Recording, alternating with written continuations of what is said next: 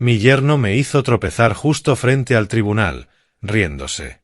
Viejo perdedor, dijo. Eres una vergüenza para la familia. Mi hija estaba junto a él y no dijo nada. 5 minutos después, me senté en la silla del juez, y ambos se quedaron pálidos al darse cuenta de quién era yo. Antes de continuar, te invito a suscribirte al canal, darle like al vídeo y contarnos en los comentarios desde dónde nos escuchas.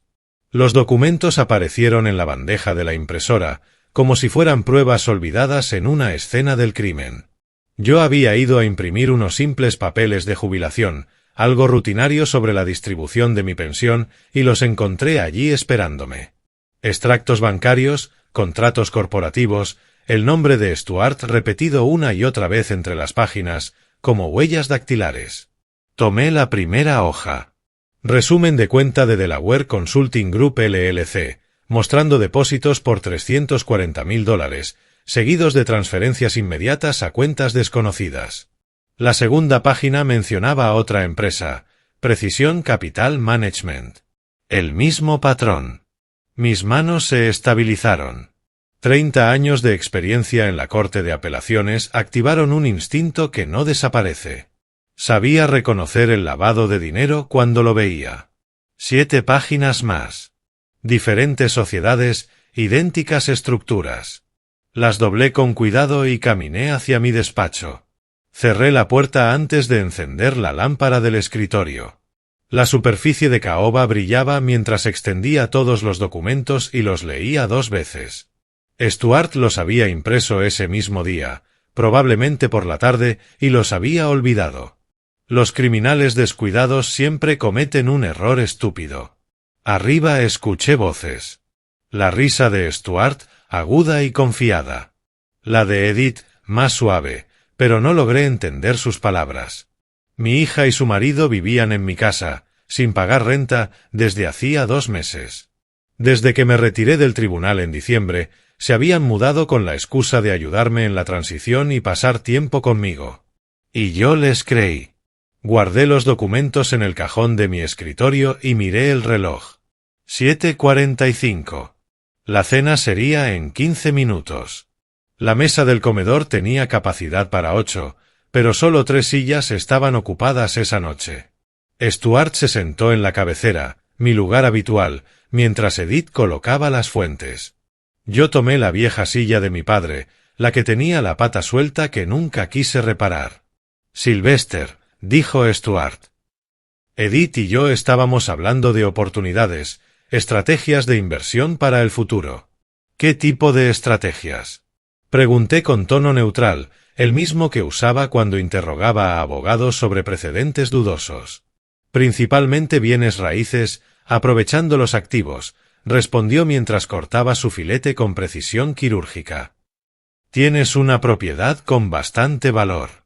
800.000, quizá más, solo por esta casa. Edith le tocó el brazo.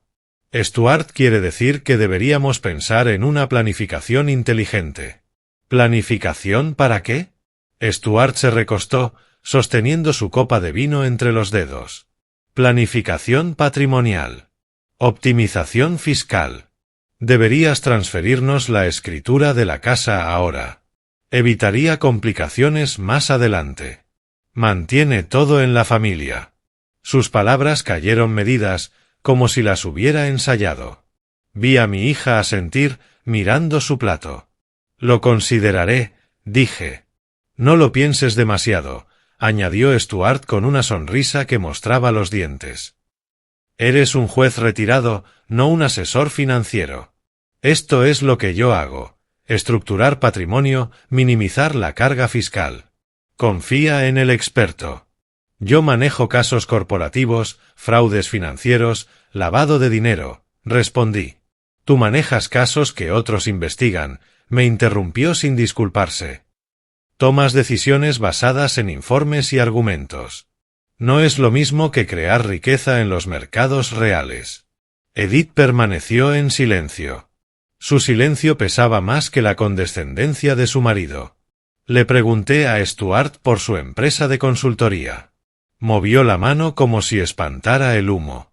Las finanzas modernas se mueven rápido. Transacciones digitales, mercados internacionales. Tu mundo eran los tribunales y los precedentes. El mío es la innovación. ¿Y qué innovas exactamente? Estructuras de capital, optimización corporativa. Nada que te resulte interesante, dijo con tono aburrido. El punto es que no necesitas tanto espacio. 4 habitaciones para una sola persona. Es ineficiente. Aquí crié a Edith, respondí. ¿Criaste?, corrigió él. Tiene 35 años. Es hora de pensar con practicidad. Mi hija habló por fin. Somos familia, padre. Deberíamos hablar de estas cosas juntos. Después de la cena, me excusé. Llevé mi plato a la cocina y regresé a mi despacho. El cajón se abrió con un clic familiar. Extendí de nuevo los documentos bajo la lámpara y los observé con otra mirada.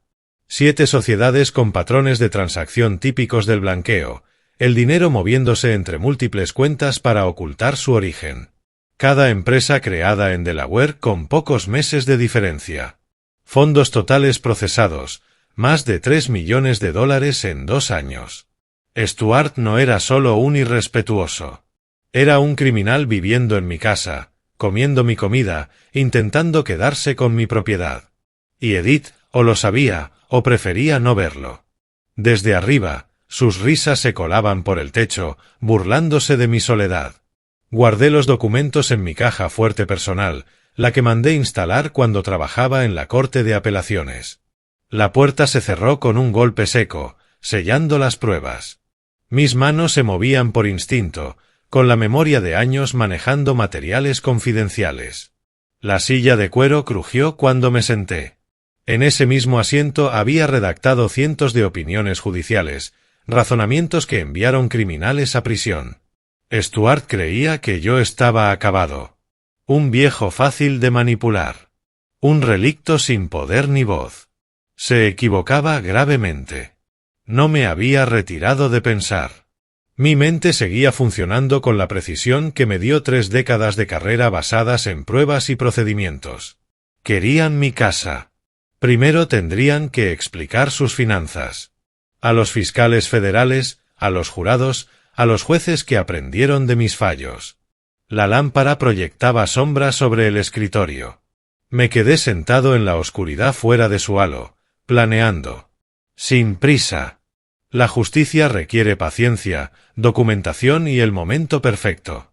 Ellos creían conocerme. No era así.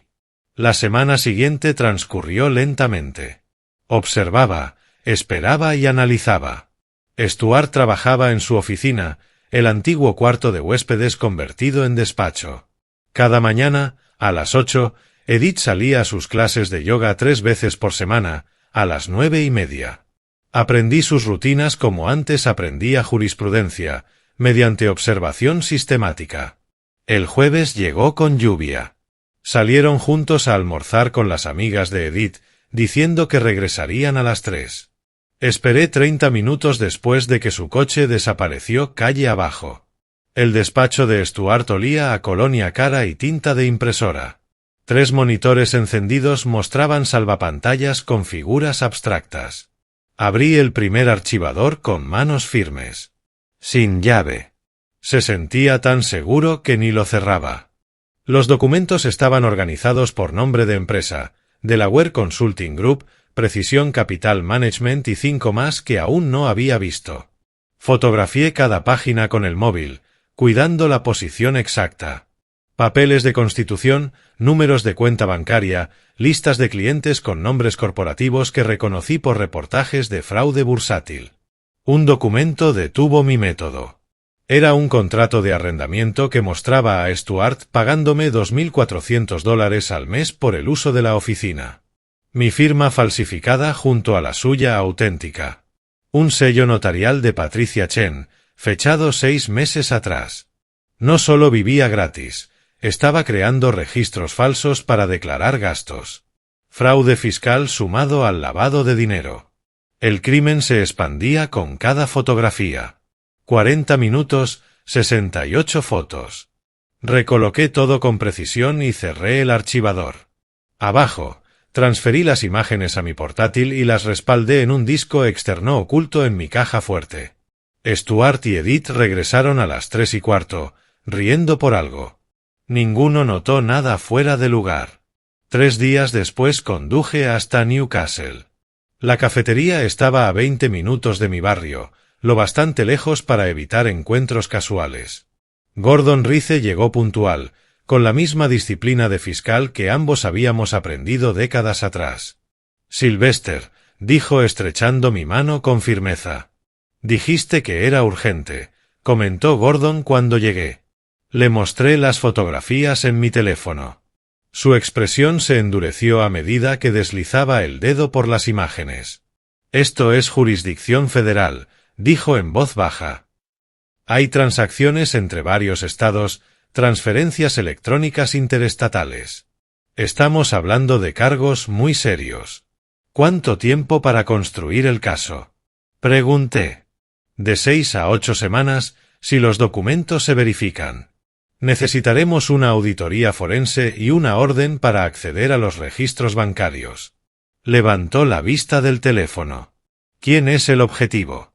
Dudé unos segundos antes de responder. Mi yerno. Los ojos de Gordon se abrieron ligeramente. Sylvester, ¿puedes hacerlo?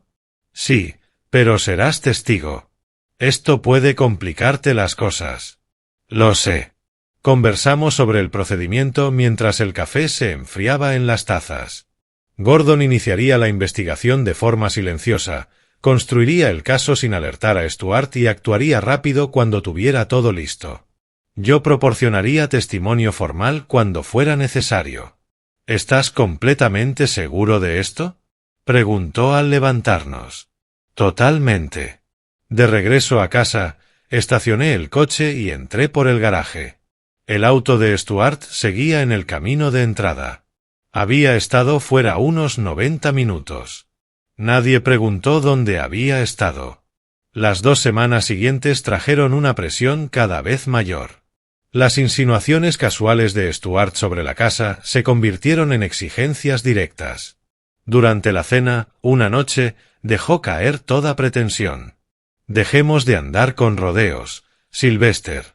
Tienes 64 años, estás retirado y vives solo en una casa construida para una familia. Transfiere la escritura ahora. Podrás seguir viviendo aquí cómodamente. Nosotros nos encargaremos de todo. Miré a Edith. Cruzó su mirada con la mía por un instante y luego volvió a fijarse en su copa de vino. ¿Y si me niego? Pregunté. Stuart se inclinó hacia adelante. No lo harás. Eres una persona razonable y, siendo sinceros, no tienes muchas opciones. ¿A quién más le importa si estás aquí o en una residencia para jubilados? Sus palabras cayeron como golpes. Mantuve el rostro neutral. Necesito tiempo para pensar, dije. ¿Pensar en qué? Respondió con irritación evidente. Estás en tu capítulo final. Déjanos escribir el nuestro. Esa misma noche activé la grabadora digital que había comprado 3 días antes, pequeña como para ocultarla en el bolsillo de mi camisa y lo bastante sensible para captar el audio con claridad. La había probado 2 veces en mi despacho. La siguiente cena fue más reveladora. Stuart ya había bebido 2 copas de vino cuando habló. De todos modos, esta casa debería ser nuestra. Tú solo la ocupas hasta que llegue lo inevitable. ¿Lo inevitable? Pregunté con calma. No te hagas el ingenuo. ¿Qué te quedan? ¿15 años? ¿20 con suerte? ¿Por qué esperar para transferirla si podemos aprovechar el activo ahora? La voz de Edith fue suave. Estamos pensando en tu bienestar, padre. ¿Mi bienestar? Repetí, dejando que las palabras flotaran en el aire. Stuart apartó su plato con un movimiento brusco. Tu problema es que crees que ser juez te hacía especial. No lo eras. Solo un burócrata con toga interpretando leyes que otros escribieron. Yo creo valor. Entiendo los sistemas, los del dinero, los de las personas. Tú entendías precedentes. Yo creo mis propias reglas. La grabadora captó cada palabra. Lo he notado, dije con voz baja. Stuart hizo una pausa, tal vez percibiendo algo en mi tono, pero el vino lo mantenía confiado. Ya tuviste tu turno. Construiste tu carrera, viviste tu vida. Esta casa, este patrimonio, están desperdiciados en un anciano. Edith le puso una mano en el brazo. Stuart, murmuró. Solo soy honesto, insistió él, mirándome directamente. Estás en decadencia. Lenta, pero decadencia al fin. Sé razonable y acepta la realidad. Asentí despacio. Entiendo la realidad mejor de lo que imaginas. Esa noche, cuando subieron a su habitación, me quedé en mi estudio revisando la grabación. El audio era nítido. La voz de Stuart inconfundible. Sus palabras, condenatorias. Combinadas con los documentos financieros que ya estaban en manos de Gordon, el caso prácticamente se construía solo. La investigación federal se había abierto, las pruebas estaban registradas, las grabaciones aseguradas. Organicé todo dentro de mi caja fuerte con la misma precisión con la que solía redactar mis dictámenes judiciales. Ellos pensaban que yo estaba derrotado, que era un anciano solitario fácil de manipular y desechar. Veían la jubilación como debilidad, la edad como vulnerabilidad. Pronto aprenderían lo contrario. Había pasado 3 décadas dentro del sistema que ahora destruiría a Stuart. Conocía sus mecanismos, sus procedimientos, su justicia implacable.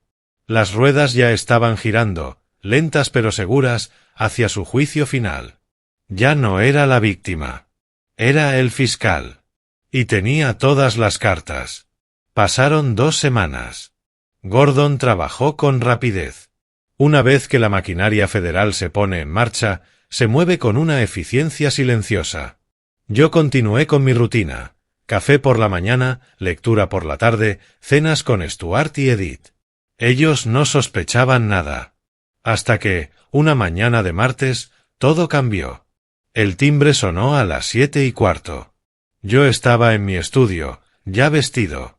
Desde la ventana vi 3 camionetas oscuras llenar mi entrada. 6 agentes del FBI, con chaquetas identificadas, esperaban en el porche. Abrí la puerta antes de que tocaran por segunda vez. El agente principal mostró su placa. Orden federal para registrar estas instalaciones, específicamente la oficina de Stuart Holmes. Me hice a un lado. Cuarto de invitados, arriba, la primera puerta a la derecha. Stuart apareció en lo alto de la escalera, en pijama, con el rostro pálido. ¿Qué es esto, Sylvester? ¿Qué está pasando? No respondí. Gordon Rice fue el último en entrar. Me dirigió un leve asentimiento. Tú estás detrás de esto, gritó Stuart mientras bajaba los escalones, la voz quebrada. El tono de Gordon se mantuvo sereno. Señor Holmes, estamos ejecutando una orden de registro. Le sugiero que se vista y contacte a un abogado. Los agentes se movieron con precisión profesional. Observé desde el pasillo cómo fotografiaban la oficina de Stuart, etiquetaban objetos y llenaban cajas con evidencias. 3 computadoras de escritorio, 2 portátiles, archivadores vaciados metódicamente. Edith apareció, cubriéndose con una bata, y se colocó al lado de su marido. Le rodeó la cintura con un brazo, protectora. Me miró una sola vez, con los ojos llenos de reproche. Padre, ¿cómo pudiste permitirles hacer esto? Sostuve su mirada sin parpadear. Tienen una orden. Jurisdicción federal. No tengo autoridad para detenerlos. El abogado de Stuart llegó 90 minutos después de iniciado el registro. Marcus Webb, traje caro impecablemente planchado pese a la hora temprana, irradiaba confianza. Habló con Gordon, revisó la orden con mirada aguda y luego llevó a Stuart a un rincón para una conversación en voz baja. No hable con nadie, dijo lo bastante alto para que yo lo oyera. Especialmente con su suegro. 3 horas más tarde, el FBI cargó la última caja en los vehículos.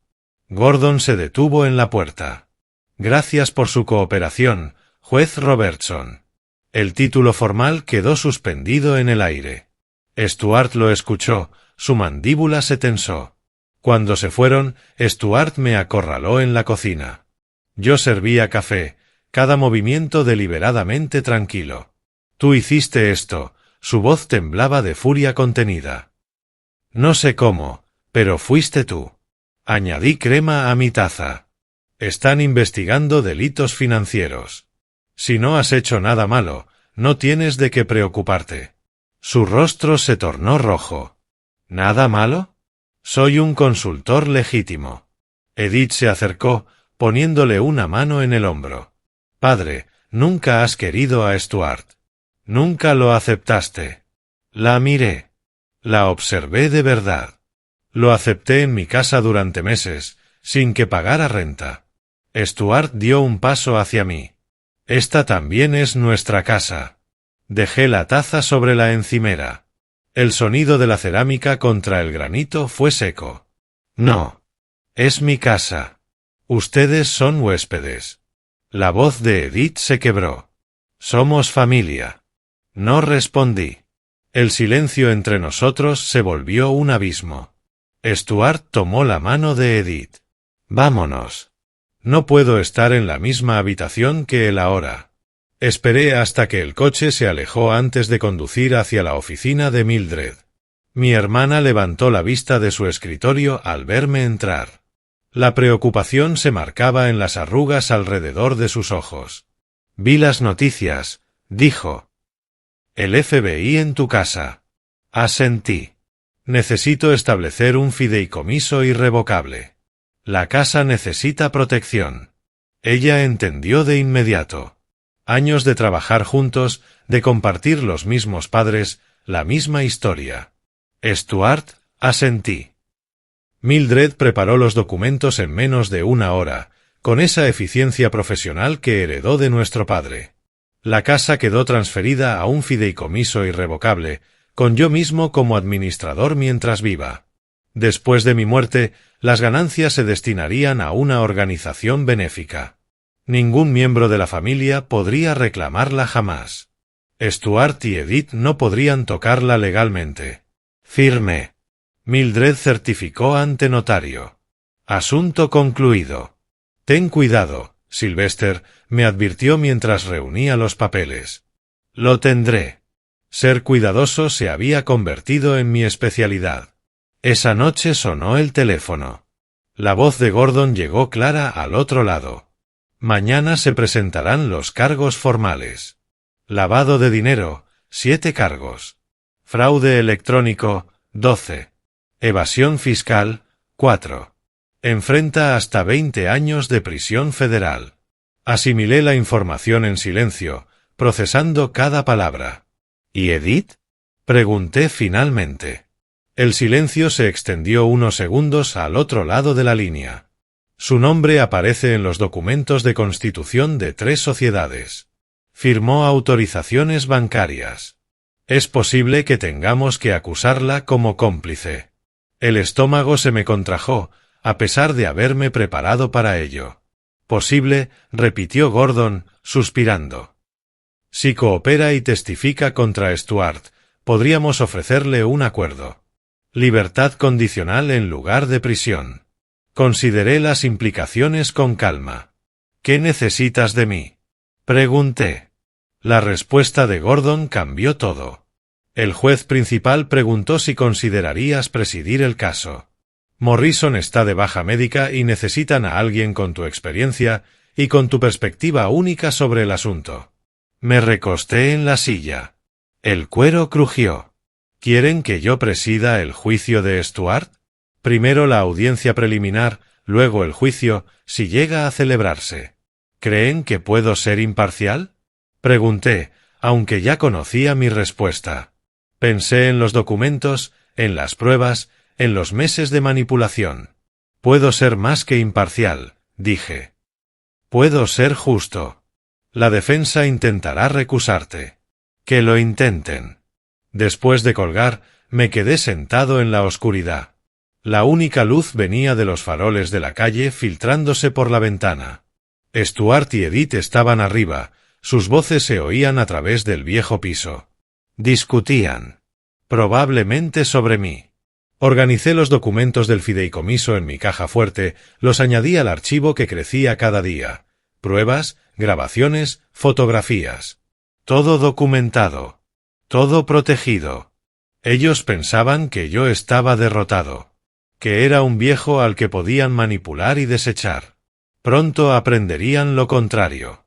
Los siguientes 5 días se sintieron como 5 semanas. Stuart recibió los cargos formales un viernes, 23 en total. Enfrentaba hasta 20 años de prisión federal. Su abogado, Webb, ya no sonaba tan seguro. La casa se convirtió en una olla a presión. Me movía por ella como un fantasma, observando en silencio. Esa mañana escuché la voz de Stuart desde la sala, donde había instalado su improvisada oficina. ¿23 cargos? ¿20 años? Una pausa larga. ¿Qué quieres decir con que las pruebas son sólidas? 1 hora después, apareció en mi despacho. Me acusan de lavar $3.200.000. Es absurdo. Levanté la vista del libro. ¿Absurdo o exacto? Su rostro se oscureció. Tú sabes algo. Debes saberlo. Como si no sabrían exactamente dónde buscar. Volví a mi lectura. Quizás no fuiste tan cuidadoso como creías. El martes por la tarde llegó la alguacil federal. Era una mujer profesional de unos 40 años, con un sobreoficial en la mano. ¿Sylvester Robertson? Preguntó. Sí. Citatorio judicial para testificar. Estados Unidos contra Stuart Holmes. Me entregó el sobre y esperó a que firmara el recibo. Stuart observaba desde el pasillo. Cuando la alguacil se marchó, se acercó lentamente. ¿De verdad vas a hacerlo? ¿Vas a testificar contra mí? Sostuve el documento. Estoy obligado por ley. Edith apareció desde la cocina, con los ojos enrojecidos. Padre, por favor, piensa en lo que esto nos hará, en lo que me hará a mí. La miré. Estoy pensando en ti. La justicia protege a todos, incluso cuando duele. Se secó las lágrimas con el dorso de la mano. ¿Justicia? ¿Estás disfrutando esto? La miré fijamente. No. Pero no voy a eludir mi deber. El sábado por la noche, los Henderson organizaron su reunión mensual del vecindario.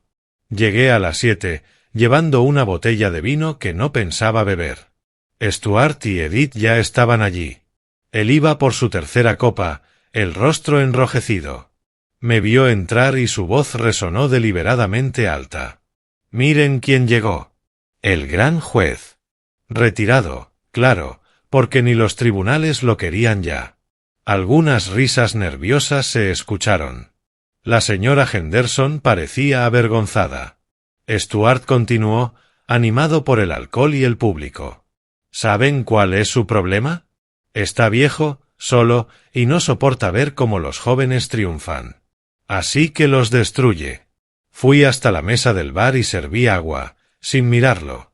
Es un fracasado amargado que se venga de su propia familia por tener una vida vacía, añadió. Dejé el vaso sobre la mesa y caminé hacia la salida con pasos medidos. El señor Henderson me tomó del brazo. Sylvester, lo siento tanto. Asentí. No es tu culpa. Pero todos habían oído. La humillación fue pública, presenciada. Exactamente lo que Stuart quería. El lunes por la mañana me reuní con Gordon en la cafetería del juzgado. Deslizó un documento entre nuestras tazas. La baja médica del juez Morrison se extendió indefinidamente. Necesitan a alguien que se haga cargo del caso de tu yerno. Está siendo considerado oficialmente. Examiné el papel, membrete oficial. ¿Cuál es el plazo? Gordon revisó sus notas. Decisión a fin de semana. Audiencia de imputación en 2 semanas. Si te nombran, presidirás. La defensa objetará. Gordon sonrió apenas. Lo harán y perderán. Ya fuiste revelado como testigo, pero el nombramiento judicial tiene prioridad. Además, eres el candidato ideal, experto en delitos financieros, experiencia en apelaciones, historial intachable. Lo miré al otro lado de la mesa. Si acepto, será siguiendo el libro al pie de la letra. Sin favores hacia nadie. No esperaría menos, respondió. Hablamos de logística, de procedimientos, del delicado equilibrio de la ética judicial. Gordon se marchó primero. Terminé mi café solo, observando a los abogados y acusados cruzar las puertas del tribunal. Esa noche, Stuart me acorraló después de la cena. Edith estaba detrás de él, con los brazos cruzados, en actitud defensiva. Quiero que retires tu testimonio. Rechaza el citatorio. Permanecí sentado. Así no funcionan los citatorios. Stuart apoyó los nudillos sobre la mesa, pálido de furia. Entonces te demandaremos. Abuso de ancianos, coerción, ambiente hostil. Doblé mi servilleta con precisión. Puedes intentarlo, pero deberías mudarte antes. ¿Mudarnos? Repitió incrédulo. Esta es nuestra casa. No iremos a ninguna parte. Me levanté lentamente y lo miré a los ojos. La casa está en un fideicomiso irrevocable desde hace 2 semanas. No tienen ningún derecho legal sobre ella. Ninguno. El rostro de Stuart se volvió blanco. ¿Cuándo hiciste eso? Edith soltó un jadeo. Padre, ¿cómo pudiste? Caminé hacia mi despacho. ¿Cómo pude proteger mi propiedad? Con bastante facilidad. El grito de Stuart me siguió por el pasillo. Planeaste todo. Desde el principio. Cerré la puerta y giré el cerrojo. El sonido metálico fue un punto final. Detrás de mí, a través de la madera, oí a Edith llorar y a Stuart intentando consolarla. Su mundo se derrumbaba, mientras el mío permanecía perfectamente intacto. Abrí mi caja fuerte y añadí las anotaciones del día al archivo en crecimiento. Todo documentado. Todo protegido. Todo avanzando exactamente según lo previsto. Me habían subestimado por completo. Pensaron que la jubilación significaba irrelevancia, que la edad equivalía a debilidad. Ahora aprendían la diferencia entre estar fuera de práctica y estar acabado. Yo estaba lejos de estar acabado. 3 semanas pasaron. El abogado de Stuart presentó mociones. La fiscalía respondió. El proceso de descubrimiento avanzó. Y en medio de todo eso, recibí una última noticia. El juez principal me había nombrado oficialmente para presidir el caso Estados Unidos contra Stuart Holmes. La audiencia preliminar se fijó para mediados de abril. Me preparé como siempre lo había hecho, metódicamente, a fondo y con la mente centrada, por completo, en la ley. Desperté antes del amanecer, el día de la audiencia. La casa estaba en silencio. Stuart y Edith aún dormían arriba. Me vestí con cuidado. Traje gris oscuro, camisa blanca, corbata azul marino. Profesional, sobrio, sin ostentación. El reflejo en el espejo me devolvió la imagen de un hombre de 64 años, con 3 décadas pasadas entre tribunales. Hoy no sería diferente y, al mismo tiempo, sería completamente distinto. Tomé el maletín, el expediente del caso, mis notas y la carta de nombramiento judicial que había recibido la semana anterior. La carta lo hacía oficial, el honorable Sylvester Robertson, juez presidente. No se lo había dicho a nadie. Ni a Stuart, ni a Edith, y por supuesto, tampoco a Webb. Dejaría que lo descubrieran de la manera correcta. El edificio del Tribunal Superior de Delaware se alzaba frente a mí, piedra caliza y vidrio, con la palabra justicia grabada sobre la entrada. Llegué 45 minutos antes. Los guardias de seguridad me reconocieron y me dejaron pasar sin escanearme. Buenos días, juez Robertson. Asentí. El rumor se había extendido entre el personal del tribunal, pero no más allá. Tomé el ascensor hasta el 3er piso. El pasillo se extendía vacío, salvo por unos pocos abogados revisando papeles. Caminé despacio, repasando mentalmente el caso. 23 cargos, pruebas sólidas, una fiscalía competente, una defensa agresiva pero superada. Pasaba frente a la puerta de la sala cuando escuché voces. Levanté la vista. Stuart, Edith y Webb venían en dirección contraria. Stuart me vio primero y su rostro se iluminó con un placer cruel. Vaya, vaya, el testigo llega temprano. Webb parecía incómodo. Edith miraba al suelo. Seguí caminando, dispuesto a pasar sin responder. Entonces Stuart se movió. Vi su pie extenderse. Infantil. Obvio. Deliberado. Mi espinilla chocó con su tobillo. La física hizo el resto. Tropecé, caí sobre una rodilla y el maletín golpeó el suelo de mármol, abriéndose con un chasquido. Los papeles se esparcieron como hojas al viento. La risa de Stuart resonó en las paredes. Viejo fracasado. Eres una vergüenza para la familia. Las conversaciones se apagaron. Todos miraban. Dos abogados que conocía de otros casos se quedaron boquiabiertos. Una secretaria del tribunal soltó un grito ahogado. 3 guardias de seguridad empezaron a avanzar hacia nosotros. Permanecí de rodillas sobre el mármol frío, rodeado de documentos. Stuart se erguía sobre mí, el pecho inflado. Mírenlo. Ni siquiera puede caminar derecho. Y este es el hombre que cree poder juzgarme. Webb tiró de su manga. Stuart, basta. Tenemos que. Stuart lo apartó. No. Que todos vean a este viejo rencoroso arrastrado por el suelo, donde pertenece. Miré a Edith. El rostro de mi hija estaba encendido de vergüenza, pero no dijo nada. No se movió. Permaneció junto a él, inmóvil. Una joven secretaria llegó primero hasta mí. Juez Robertson, déjeme ayudarlo. Levanté una mano. Gracias. Estoy bien. Comencé a recoger los papeles, informes, listas de pruebas, y allí, boca arriba sobre el mármol, estaba mi carta de nombramiento judicial. La levanté con cuidado y la guardé de nuevo en el maletín. Stuart no lo notó, seguía disfrutando su espectáculo. «Mírenlo», gritó al grupo que se formaba. El gran juez, arrastrándose por el suelo. Recolecté cada documento con método, me puse de pie despacio. Los guardias estaban ya a unos pocos metros. Cerré el maletín, lo aseguré y miré a Stuart. Sostuve su mirada durante 3 largos segundos.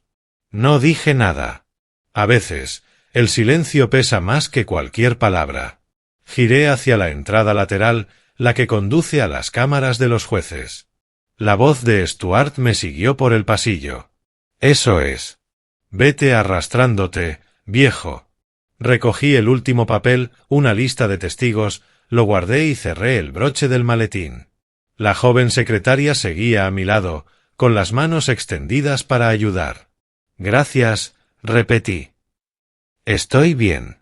Ella se apartó a regañadientes. Apoyé una mano sobre la rodilla que había golpeado el suelo y me incorporé sin prisa. Stuart me observaba, aún con una sonrisa burlona. Me sacudí el pantalón, ajusté la corbata, acomodé el saco. Todo en su lugar. Los guardias habían formado un semicírculo alrededor de nosotros. Uno de ellos, un hombre mayor con las sienes grises, me miró y supe que me reconocía. Había trabajado allí por años. Llevó una mano a su radio. Me volví hacia Stuart y lo miré directo a los ojos. Cuando hablé, mi voz fue baja, pero se escuchó con claridad en el pasillo repentinamente silencioso. Stuart, acabas de agredir a un juez, justo antes de su audiencia. Él parpadeó, luego soltó una carcajada. ¿Qué juez? Estás retirado, viejo. Continué como si no hubiera hablado. Eso es otro delito. Desacato al tribunal. Su risa se hizo más alta, teatral. No tienes autoridad aquí. Eres patético, impotente. La mano de Edith se posó sobre su manga. Stuart, por favor, basta. Él la apartó. Webb estaba pálido. Stuart, deberíamos, intentó decir, pero Stuart lo interrumpió. Después de la audiencia de hoy, te demandaremos. Difamación. Has destruido mi reputación con tus mentiras. No le respondí a Stuart. Miré a Edith. Mi hija seguía allí, con las manos todavía extendidas hacia su marido, pero con el cuerpo orientado hacia él, no hacia mí. Sostuve su mirada, buscando algún rastro de lo que había sido. Su rostro se tornó más rojo. En él había vergüenza y miedo, pero no arrepentimiento. Había tomado su decisión semanas atrás. Esto solo lo confirmaba. Padre, susurró apenas. Esperé. No dijo más. Desvió la mirada. Eso fue suficiente respuesta. La había criado para valorar la integridad, la justicia, la verdad. Stuart le había enseñado otras lecciones. Y ella eligió su programa. Les di la espalda. No con dramatismo, sino con propósito. Tenía algo más importante que hacer. Caminé hacia la puerta lateral, la marcada para jueces y personal del tribunal. Mis pasos resonaron sobre el mármol. Detrás de mí, la voz de Stuart aún me perseguía. Eso es, corre. Escóndete en cualquier rincón donde todavía te toleren. No respondí ni giré. Los guardias se apartaron. El mayor me miró y murmuró. Su señoría. Asentí, crucé la puerta y la empujé para entrar. Detrás de mí, escuché a Webb decir, Stuart, debemos tomar asiento. La audiencia comienza en 2 minutos. La risa de Stuart resonó. Relájate, Webb. Después de lo de hoy, esto será pan comido. El pasillo judicial estaba silencioso. Alfombra gruesa, pasos amortiguados.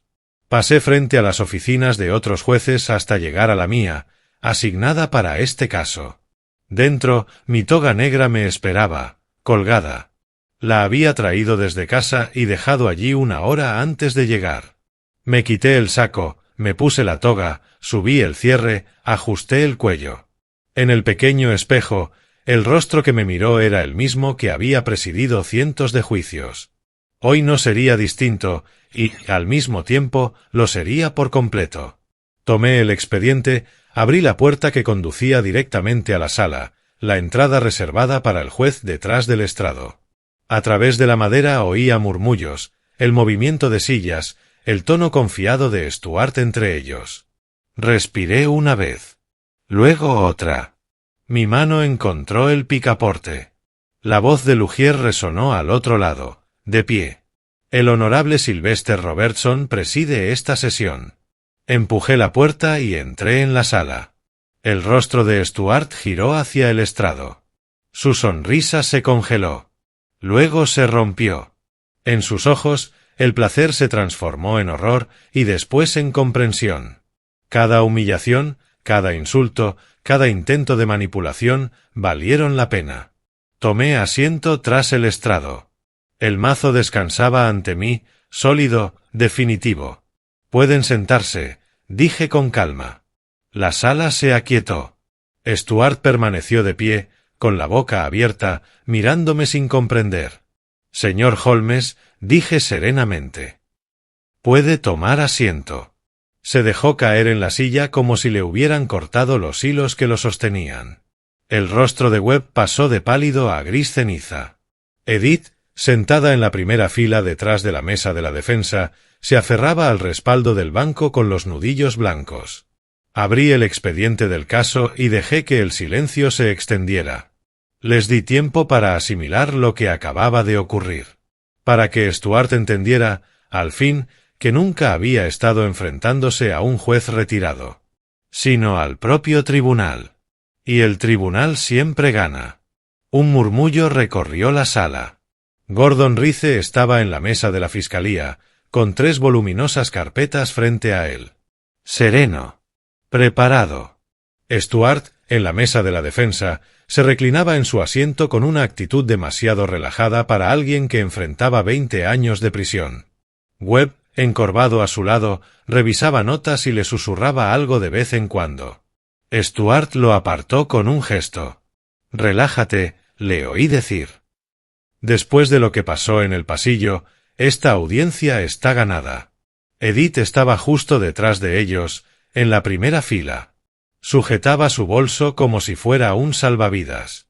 Sus ojos se movían nerviosos por toda la sala, evitando cualquier mirada.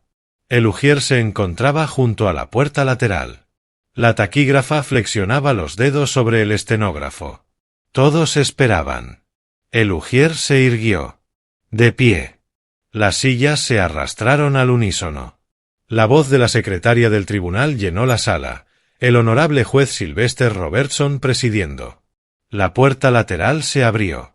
Entré con la toga judicial puesta, negra, de la longitud adecuada, solemne. Caminé hacia el estrado sin apuro, sin dudar, recorriendo el camino que ya había transitado cientos de veces. Subí los 3 escalones hasta el alto estrado. Me quedé de pie un instante, mirando la sala. Cada mirada estaba fija en mí. Luego me senté. «Pueden tomar asiento», dijo el ujier. El sonido de la gente acomodándose recordó al viento moviendo hojas. Pero yo solo observaba a Stuart. Solo a él. Su rostro pasó de un tono confiado a un gris pálido en menos de 3 segundos. Su boca se abrió, pero no salió ningún sonido. Sus manos, que descansaban relajadas sobre la mesa, se aferraron al borde. Los nudillos se tornaron blancos. A su lado, Webb se quedó inmóvil, con el bolígrafo suspendido sobre el bloc de notas. El bolígrafo cayó y rebotó sobre la madera. Detrás de ellos, Edith soltó un suspiro ahogado, audible incluso en la gran sala. Su mano se adelantó, aferrando el banco frente a ella. En la mesa de la fiscalía, la comisura de los labios de Gordon se movió apenas. Captó mi mirada y asintió levemente. En las demás mesas, abogados que habían acudido solo para presenciar aquel caso de alto perfil se inclinaron hacia adelante, percibiendo la tensión. No sabían qué había pasado, pero sabían que algo había cambiado. Me ajusté las gafas de lectura, abrí el expediente ante mí y ordené los papeles con deliberada calma, dejando que el silencio se cargara de peso. Luego levanté la vista y miré directamente a Stuart. «Señor Holmes», mi voz se proyectó con facilidad, la acústica de la sala estaba hecha para eso. «Espero que esté cómodo. Quizás debería llamar a un médico, después de su agitada mañana». El murmullo comenzó de inmediato. Cabezas que se giraban, susurros que se multiplicaban. «¿Qué pasó esta mañana? ¿A qué se refiere?» La boca de Stuart se movía, pero no emitía palabras. Webb fue el primero en reaccionar. Se puso de pie bruscamente. «Su señoría, solicito su recusación. Usted es el suegro del acusado». «¿Esto es?» Levanté una mano. Objeción anotada y denegada. Webb balbuceó. «No puede hacer eso». «Puedo, y ya lo hice. Fui nombrado oficialmente juez presidente de este caso hace 7 días. La notificación fue enviada a todas las partes, incluida su oficina, señor Webb».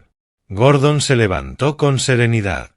«Su señoría, si me permite, el acuse de recibo por correo certificado muestra entrega a la oficina de la defensa el lunes pasado, a las 9:47 de la mañana. Firmado por la asistente legal del despacho». Webb hurgó en su maletín. Los papeles volaron. Encontró un sobre. Lo miró. Su rostro lo dijo todo. Lo había visto, lo había desestimado o lo había olvidado. Stuart le susurró algo entre dientes. Webb lo intentó de nuevo. «Esto genera apariencia de parcialidad». Lo miré con firmeza. «Señor Webb, he presidido 643 casos en mi carrera. Mi historial de imparcialidad es público. Su cliente tendrá un juicio justo conforme al procedimiento establecido. Si desea apelar después del veredicto basándose en mi participación, está en su derecho constitucional. Pero no me recusaré». Stuart murmuró: «Esto está arreglado». Fijé la mirada en él. «Señor Holmes, solo hablará cuando esta corte se lo permita». «¿Entendido?» No respondió. Solo me fulminó con los ojos. Antes de proceder con la audiencia preliminar, continué: «Hay un asunto adicional que tratar. El señor Holmes me agredió físicamente fuera de esta sala hace aproximadamente 30 minutos. Hay múltiples testigos, incluyendo personal de seguridad del tribunal. Webb saltó. Su señoría, eso fue antes de que él supiera. Irrelevante. Agredir a alguien dentro de los terrenos del tribunal es un delito. Agredir a un juez es desacato a la autoridad judicial. Estoy añadiendo ese cargo a la acusación. Stuart explotó. Eso no es justo. No lo sabía. Golpeé el mazo con fuerza. La ignorancia de mi cargo no justifica el acto. La agresión ocurrió. Múltiples testigos la presenciaron, incluidos 3 agentes de seguridad que testificarán si es necesario. La objeción de Webb murió antes de salir de su boca. Abrí el expediente por completo. Procedamos con la audiencia preliminar. Fiscalía, presente su caso. Gordon se levantó. Gracias, su señoría. Los Estados Unidos llaman a su primer testigo. Stuart se hundió en la silla. La confianza que había mostrado en el pasillo se desvaneció. Miró a Edith. Ella no sostuvo su mirada. La trampa se había cerrado, y al fin comprendía quién la había construido.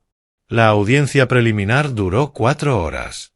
Las pruebas eran lo suficientemente contundentes como para ir a juicio. La licencia médica del juez Morrison se prolongó indefinidamente, y yo permanecí asignado al caso. El juicio comenzó 2 semanas después. Duraría 3 semanas. El tiempo suficiente para desmantelar por completo a Stuart Holmes. Comenzó un lunes. Entré a la sala como lo había hecho en la audiencia previa, con toga, preparado, imparcial. Stuart estaba en la mesa de la defensa, pálido y demacrado. 3 semanas en detención preventiva lo habían cambiado. Los trajes costosos habían desaparecido. Ahora vestía una simple camisa blanca y pantalones oscuros proporcionados por su abogado. Su cabello tenía más canas. Su rostro mostraba arrugas nuevas. Webb trabajó duro, hay que reconocerlo. Cuestionó pruebas, contrainterrogó testigos con agresividad, usó cada argumento legal disponible. Yo dicté cada fallo con justicia. Algunos lo favorecieron cuando la ley así lo exigía. La mayoría no, porque las pruebas eran abrumadoras. Cada resolución quedó documentada. Cada objeción considerada como corresponde. Le di a Stuart el juicio más justo posible. Y eso hizo que su derrota fuera aún más completa. Gordon presentó, con método implacable, los registros bancarios que mostraban el flujo de dinero a través de 7 empresas ficticias, patrones de transacción idénticos al manual del lavado de dinero. Las 3 etapas eran claras: colocación, estratificación e integración. Correos electrónicos donde se hablaba de clientes y honorarios entre comillas sospechosas. 4 testigos que habían pagado a Stuart para ocultar su dinero de las autoridades fiscales. Cada uno testificó bajo inmunidad, describiendo con detalle cómo Stuart había estructurado las operaciones ilegales. Las pruebas se acumulaban día tras día, hojas de cálculo proyectadas en pantalla, expertos financieros explicando los esquemas, agentes del FBI describiendo la investigación. Cada testimonio era otro clavo en el ataúd de Stuart. Al final de la primera semana, la atmósfera en la sala había cambiado. Los espectadores que habían venido en busca de drama encontraron algo más clínico: el desmantelamiento metódico de una red criminal mediante evidencia documental y testimonio experto. En la segunda semana, Stuart decidió subir al estrado. Contra el consejo de Webb, lo supe de inmediato. Vi la discusión en susurros antes de que se pusiera de pie. El rostro de Webb dejaba claro que aquello era un error, pero Stuart insistió. Aún conservaba ese núcleo de arrogancia, la creencia de que podría hablar y salir libre. No podía. Stuart se presentó como un consultor legítimo. Las empresas eran estructuras legales. El dinero, según él, era limpio. Había cometido algunos errores administrativos, quizá, pero nada criminal, según él. Su voz tenía el mismo tono confiado que había usado en mi comedor meses atrás. El contrainterrogatorio de Gordon fue de una precisión quirúrgica. Señor Holmes, ¿Por qué Precision Capital Management recibió $840.000 de una empresa que también está bajo su control? Stuart titubeó. Eso fue una reestructuración por eficiencia fiscal. ¿Eficiencia fiscal o fue la segunda etapa del lavado de dinero?, dijo Gordon con calma. Transferencias entre entidades múltiples para ocultar el origen de los fondos. Objeción, intervino Webb, alterado. Aceptada, respondí. Reformule la pregunta, señor Rice. Gordon asintió. Señor Holmes, ¿puede explicar el propósito empresarial de transferir fondos entre dos compañías que usted mismo posee por completo? Stuart no pudo. Cuanto más hablaba, peor era. Se contradecía con declaraciones previas, confundía fechas, decía no recordar operaciones que él mismo había autorizado con su firma. Lo observé sudar bajo las luces del tribunal. Lo vi comprender, demasiado tarde, que su seguridad no tenía cimientos. Y vi el rostro de Webb volverse más desesperado a medida que su cliente se autodestruía en el estrado. El contrainterrogatorio duró 6 horas repartidas en 2 días. Al final, la credibilidad de Stuart estaba completamente demolida. Para el jueves de la segunda semana, su defensa se había derrumbado del todo. Webb llamó a testigos de carácter, pero su testimonio sonaba hueco frente a la abrumadora evidencia documental. Stuart no tenía explicación para el dinero, ni para las empresas fantasma, ni para los correos electrónicos. Entonces llegó el viernes. Gordon se levantó. La fiscalía llama a Edith Roberts de Holmes al estrado. El silencio fue absoluto. La cabeza de Stuart se alzó de golpe. Vi auténtico asombro en su rostro. No tenía idea de que eso ocurriría. Edith se levantó desde el fondo de la sala. Había asistido todos los días, ya no en las primeras filas, sino atrás, sola, observando cómo la evidencia se acumulaba contra su esposo. Durante esas 2 semanas, su expresión había cambiado, primero defensiva, luego insegura y finalmente resignada. Caminó hacia el estrado con pasos lentos, deliberados. La juramenté, manteniendo mi voz firme, a pesar de estar viendo a mi hija prestar juramento en mi propio tribunal. ¿Jura decir la verdad, toda la verdad y nada más que la verdad? Lo juro, susurró. Sus ojos se encontraron con los míos un instante. Vi miedo y algo más, aceptación. Stuart se volvió hacia Webb, furioso. «Detén esto. Objeta». Webb se puso de pie, sabiendo que era inútil. Su señoría, privilegio conyugal. Gordon lo interrumpió con suavidad. La señora Holmes renunció a todos los privilegios matrimoniales como parte de su acuerdo con la oficina del fiscal de los Estados Unidos, firmado la semana pasada. Miré a Stuart y vi cómo la comprensión lo atravesaba. La traición se reflejó con claridad. Su esposa había hecho un trato, se había salvado y él nunca lo supo. Objeción denegada, dije. La testigo declarará. Stuart se levantó de golpe. Edith, ¿qué hiciste? ¿Cómo pudiste? Golpeé el mazo con fuerza, el sonido retumbó en toda la sala. Señor Holmes, mantenga silencio o será expulsado del tribunal. Señor Webb, controle a su cliente. Webb lo tomó del brazo y lo obligó a sentarse. El rostro de Stuart pasó del blanco al rojo. Rabia y traición se mezclaban en su expresión. La voz de Edith temblaba cuando Gordon comenzó. Ella miraba la pared detrás de mí, sin mirar ni a mí ni a Stuart, concentrada en ese punto neutro que le permitía hablar. Señora Holmes, ¿quién creó estas 7 compañías? Stuart respondió. Todas. Las registró en Delaware, Nevada y Wyoming. ¿Cuál fue su papel en esas compañías? Me obligó a firmar los documentos de constitución. Me hizo aparecer como directora en unas, como oficial en otras. ¿Sabía lo que estaba firmando? Stuart dijo que era por motivos fiscales. Que tener a un familiar como directora hacía que el negocio pareciera más legítimo. Le creí. No hice preguntas. ¿Cuándo se dio cuenta de que las actividades eran ilegales? Su voz se quebró. Poco a poco, durante meses. Veía extractos bancarios con sumas enormes. Stuart era reservado con su trabajo. Si preguntaba, se enfurecía. Me decía que no era asunto mío. Cuando entendí lo que ocurría, ya me sentía atrapada. ¿Por qué atrapada?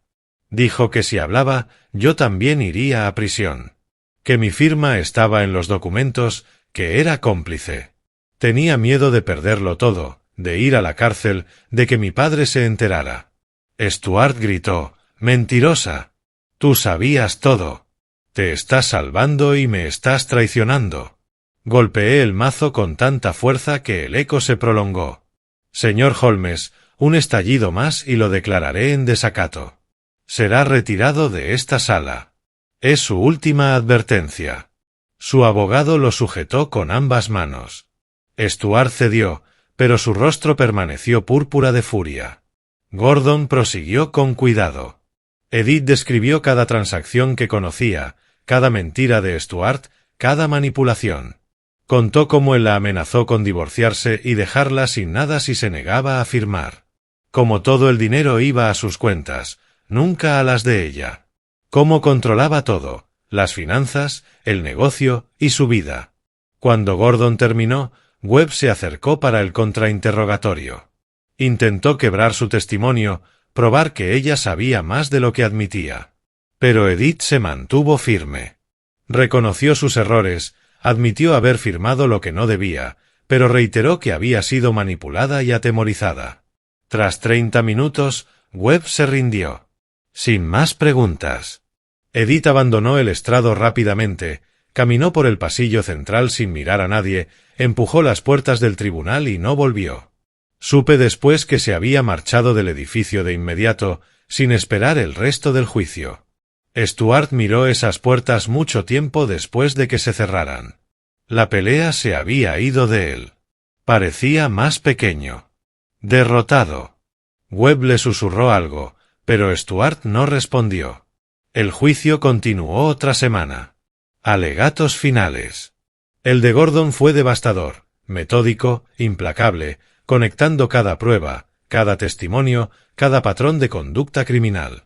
El de Webb fue apasionado, pero vacío, buscaba una duda razonable donde no existía. Mis instrucciones al jurado fueron precisas y equilibradas. Les expliqué la ley con claridad, los elementos de cada cargo, y les recordé que debían basar su decisión solo en la evidencia presentada. El jurado deliberó 8 horas, lo que es rápido para 23 cargos. Significaba que estaban seguros. El veredicto llegó el jueves por la tarde, en la tercera semana. La sala estaba llena. Todos sabían que era el final. El portavoz del jurado, un anciano contador jubilado, se puso de pie. Entendía de delitos financieros. En el cargo número 1, lavado de dinero en primer grado, ¿cómo declaran al acusado? Culpable. Cargo número 2, fraude electrónico. Culpable. Cargo tras cargo. 23 veces. Culpable. Culpable. Culpable. Más un cargo adicional por desacato, por la agresión en el pasillo. Stuart permaneció inmóvil durante todo el veredicto. No reaccionó, no protestó. Solo miraba al jurado como intentando comprender cómo había llegado hasta allí. Webb, a su lado, se hundía en el asiento, un hombre que había peleado con todo y lo había perdido todo. Interrogué al jurado individualmente, como exige el procedimiento. Cada uno confirmó el veredicto, 12 veces, 12 afirmaciones. Señor Holmes, ha sido declarado culpable de todos los cargos. La sentencia se dictará el 15 de mayo a las 10 de la mañana. Hasta entonces, permanecerá bajo custodia federal. Los alguaciles se acercaron con las esposas. Stuart se levantó sin resistencia y dejó que le aseguraran las muñecas. Cuando lo condujeron hacia la puerta lateral, pasó justo frente al estrado. Levantó la vista hacia mí. Nuestros ojos se encontraron durante 3 segundos. Y lo vi. Comprensión total. En ese instante, Stuart lo entendió todo. Había sido superado desde el principio. Cada movimiento que hizo había sido anticipado. Cada trampa, colocada antes de que él siquiera la viera. Las pruebas que reuní en secreto, la investigación federal que provoqué, el nombramiento judicial que acepté, incluso la agresión en el pasillo se había convertido en otro cargo en su contra. Asintió una sola vez. No fue disculpa ni perdón.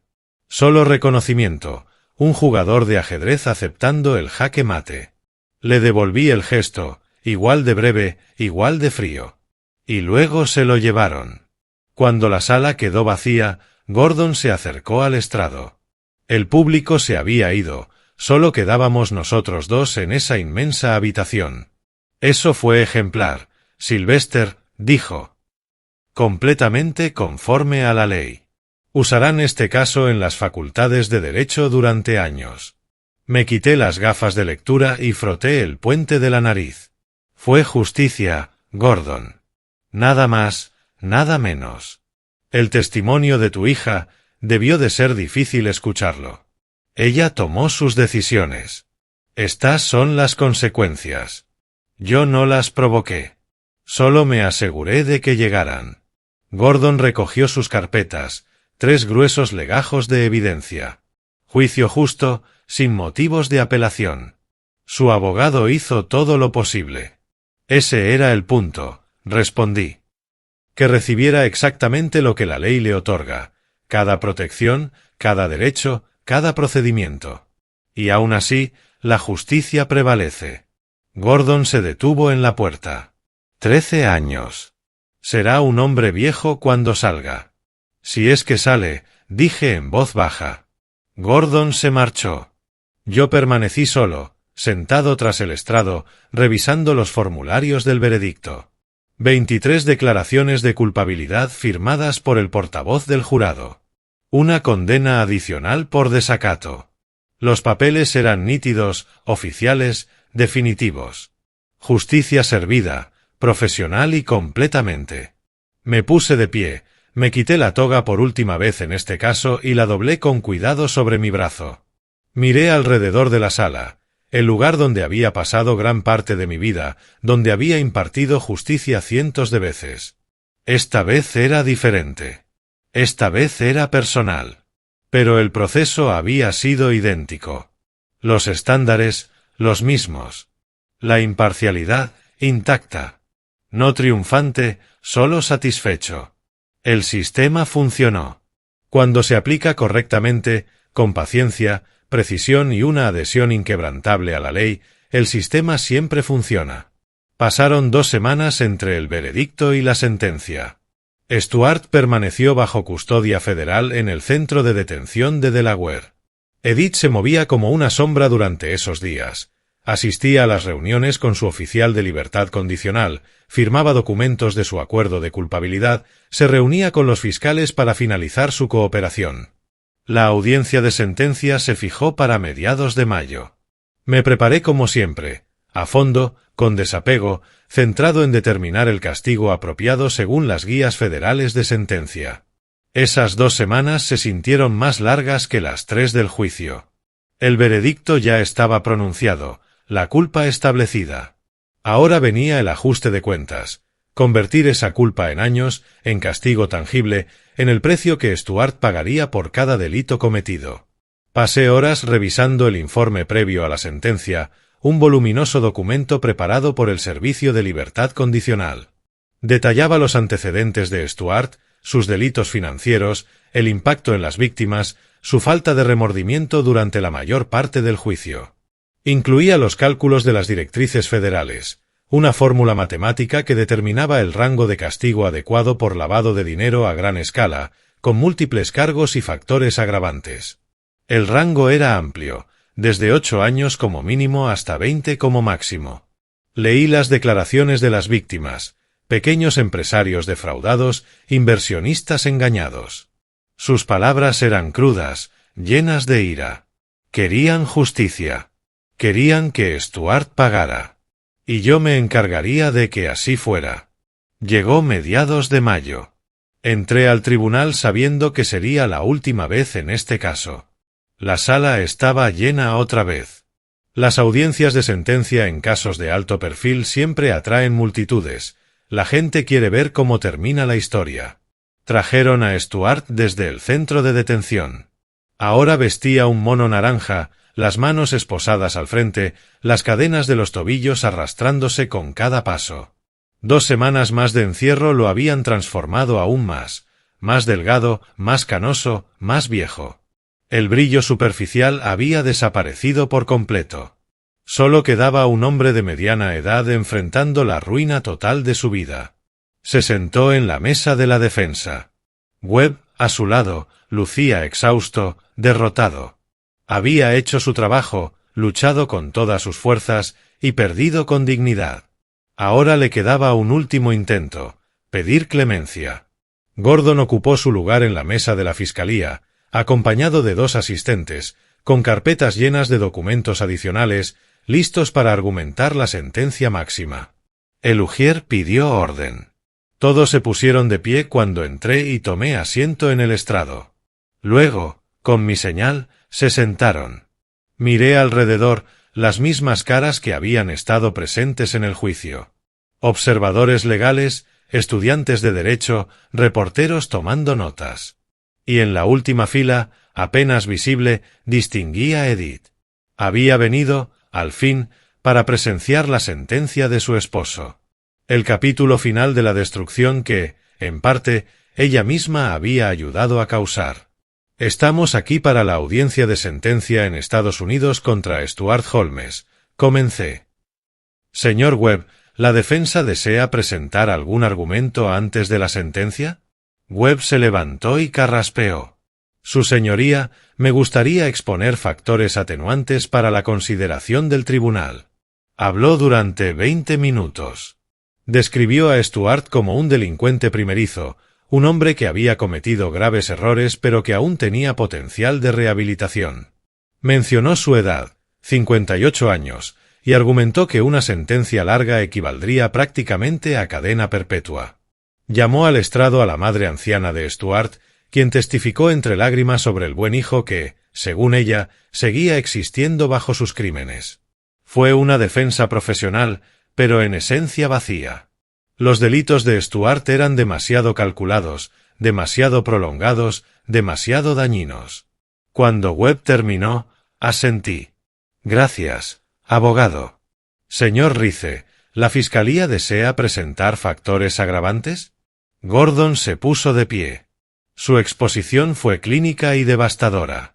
Detalló la sofisticación de los esquemas de Stuart, la duración, 2 años de actividad criminal continua, el monto, $3.200.000 blanqueados, el abuso de confianza, utilizando a su esposa, sus socios comerciales, su posición dentro de mi propia casa, y finalmente, la agresión a un juez en pleno tribunal, demostrando desprecio no solo hacia mí, sino hacia todo el sistema judicial. Su señoría, concluyó Gordon, el acusado no mostró remordimiento hasta ser declarado culpable. Mantuvo su inocencia pese a la evidencia abrumadora. Intentó manipular a su esposa y a su suegro. Agredió a un juez en funciones.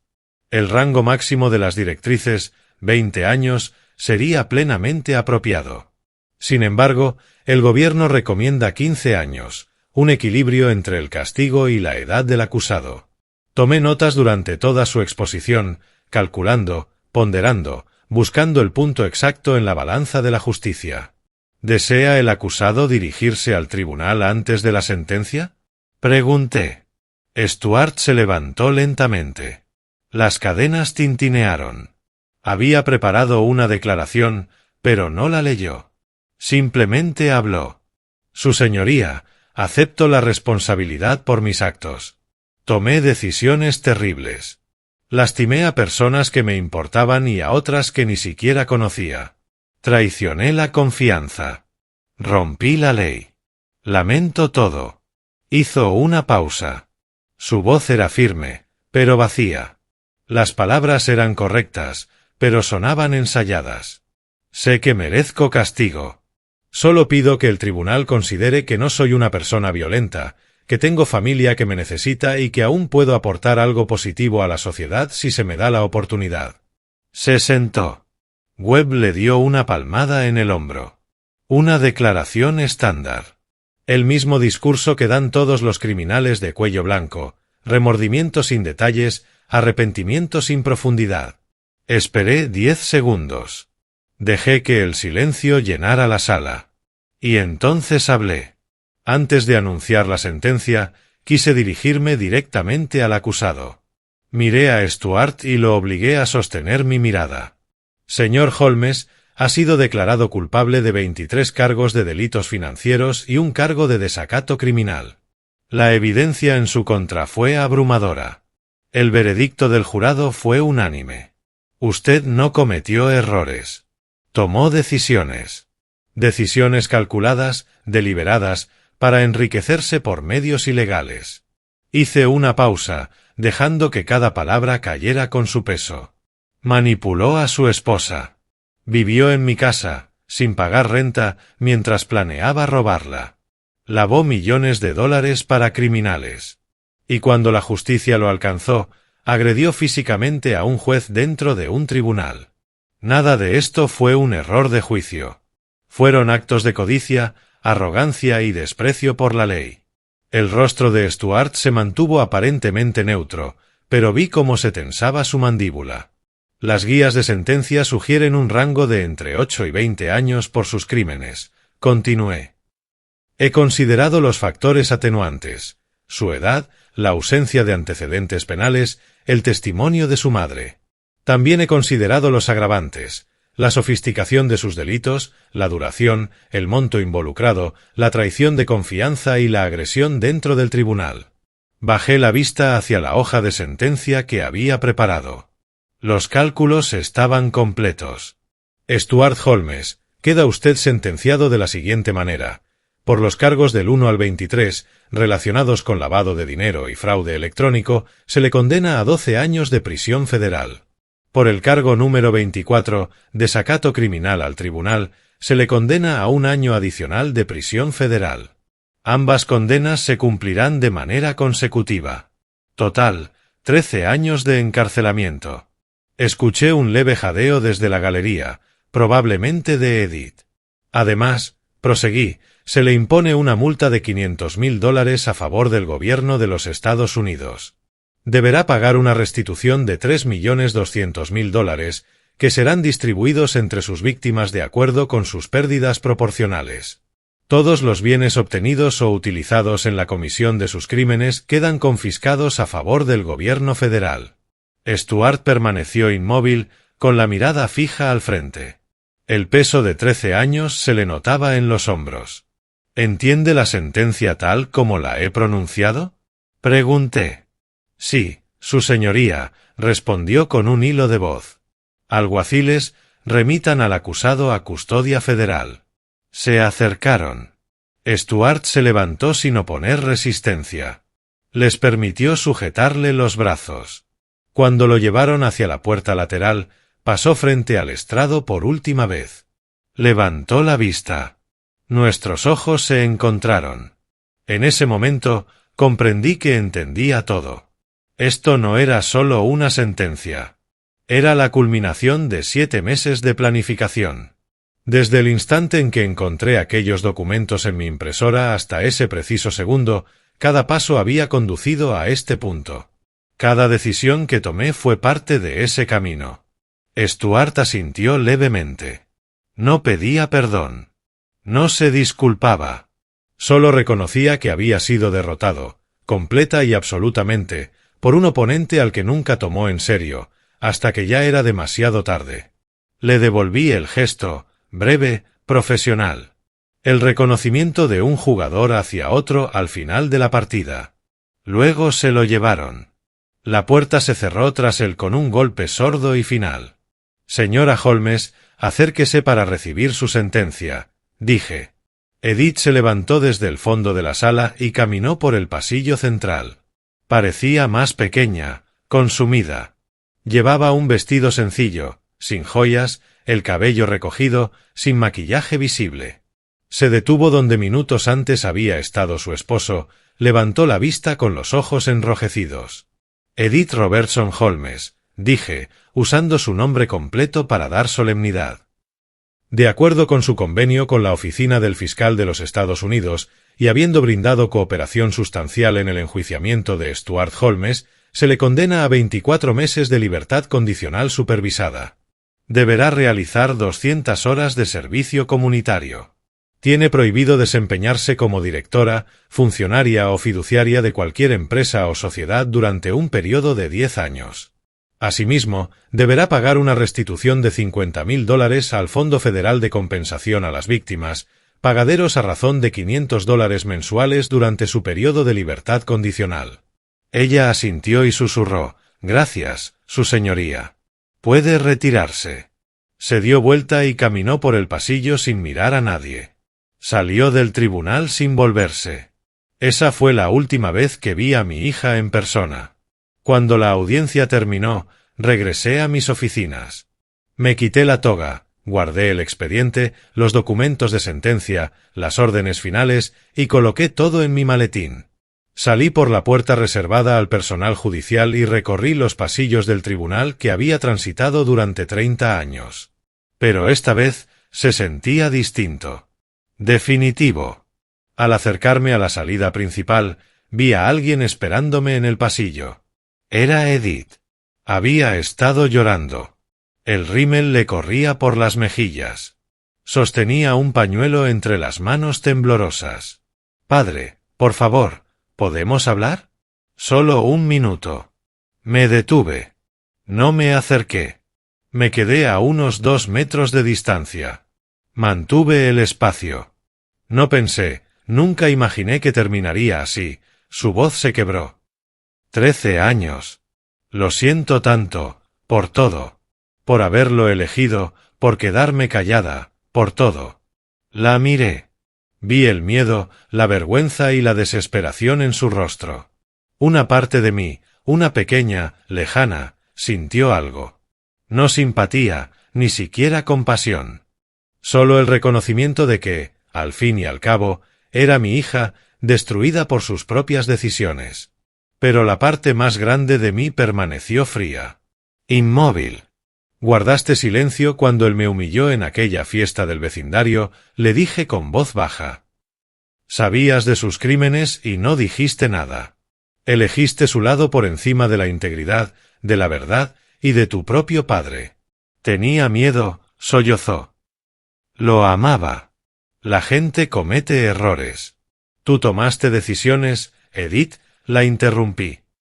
Y las decisiones tienen consecuencias. Lo que ocurrió hoy en el tribunal son tus consecuencias. Las de Stuart. No sucedieron. Se las ganaron. Respiró con dificultad. ¿Puedo al menos quedarme en la casa hasta encontrar algo que pueda pagar? Entre la libertad condicional y los pagos de restitución, apenas puedo cubrir el alquiler. Negué con la cabeza, despacio. La casa está en un fideicomiso irrevocable desde marzo. No tienes ningún derecho legal sobre ella. Nunca lo tuviste. Recibirás una notificación formal de desalojo por los canales legales esta misma semana. Su rostro se contrajo. Nuevas lágrimas. ¿Vas a echarme? ¿A tu propia hija? Estoy ejerciendo mis derechos de propiedad. Tú y Stuart vivieron en mi casa sin pagar nada durante meses, mientras planeaban arrebatármela, falsificando documentos, conspirando. Eso se acabó. La casa es mía. Y no eres bienvenida allí. ¿Dónde se supone que voy a vivir? No es mi problema. Eres una adulta. Lo resolverás. Del mismo modo que resolviste cómo falsificar mi firma en los documentos de un préstamo. Ella dio un respingo. ¿Sabes eso? Lo sé todo, Edith. El préstamo. Los papeles falsificados. El robo de identidad. Por eso también recibirás notificación de demandas civiles, por fraude, por alquiler impago, por daños. Tú y Stuart son responsables solidarios. Esas sentencias lo seguirán por el resto de sus vidas. Me miró fijamente, procesando. Comprendiendo, al fin. Planeaste todo esto desde el principio, dijo con un hilo de voz. Me protegí, Respondí con calma. Busqué justicia. Usé la ley tal como debe usarse. Stuart la rompió. Tú lo ayudaste. Ahora ambos pagan el precio. Caminé junto a ella. Escuché su llanto detrás de mí. El sonido me siguió por el pasillo, apagándose poco a poco a medida que avanzaba hacia la salida. No miré atrás. Una semana después, estaba sentado en mi estudio, el mismo lugar donde todo había comenzado 7 meses atrás. Revisaba registros financieros y estados de cuenta bancarios. Había algo que me inquietaba, una discrepancia que había notado, pero que no había investigado a fondo durante la preparación del juicio. Y ahí estaba. Un préstamo que nunca autoricé, que jamás firmé, del que ni siquiera tenía conocimiento. $95.000, tomados contra mi casa 8 meses antes, justo cuando Stuart y Edith se habían mudado conmigo. La solicitud llevaba mi firma. Pero no era mi firma. Casi lo suficientemente parecida para engañar a un observador casual, quizá. Pero yo había firmado mi nombre más de 10.000 veces en mi carrera. Conocía cada trazo, cada curva, cada ángulo. Era una falsificación. Accedí en línea a los documentos originales del préstamo. Aparecían ambas firmas, la mía y la de Edith, como CEO prestatarios. El dinero había sido depositado en una cuenta que no conocía. Ahora estaba cerrada. Pero el préstamo seguía activo, pagándose desde una cuenta de garantía contra mi propiedad. Robo de identidad. Fraude. Abuso financiero a un anciano, según la ley de Delaware. Llamé a mi abogado y le expliqué la situación. En menos de una hora, habíamos presentado un informe policial y una demanda civil para anular el préstamo fraudulento y recuperar todos los pagos, más daños. Ambos, Stuart y Edith, fueron nombrados como demandados. Mientras revisaba los registros, hice otro cálculo. 18 meses de alquiler. Stuart había vivido en mi casa sin pagar un solo centavo, usando la habitación de invitados como su oficina. El alquiler justo de mercado para ese espacio, basado en oficinas comerciales comparables en Wilmington, era de $10.000 al mes. 18 meses. $180.000. Nunca pagaron. Nunca ofrecieron hacerlo. Solo tomaron. Presenté otra demanda: ocupación ilegal, alquiler impago, enriquecimiento injusto. Stuart ya estaba en prisión federal, cumpliendo su sentencia de 13 años. Estas sentencias civiles lo seguirían por el resto de su vida, gravámenes sobre cualquier futuro activo, embargos sobre cualquier ingreso que pudiera generar. Edith compartiría la responsabilidad. Sus salarios, ya embargados por la restitución penal, serían aún más reducidos. Su deuda se acumularía. Pagaría por sus decisiones durante décadas. No actuaba por venganza. Actuaba por precisión. Documentando cada robo, cada fraude, cada traición. Creando un registro completo. No por resentimiento, sino por justicia. Por el principio de que las acciones tienen consecuencias. Que los crímenes deben castigarse. Que nadie, ni siquiera la familia, se libra de robarme sin pagar el precio. Firmé los documentos legales, los presenté electrónicamente ante el tribunal y los añadí a mi creciente carpeta titulada Asuntos Civiles Holmes. Luego la cerré, la guardé en el cajón y lo aseguré con llave. El caso penal estaba cerrado. Los casos civiles seguirían su curso. La justicia, metódica, inevitable, continuaría su trabajo.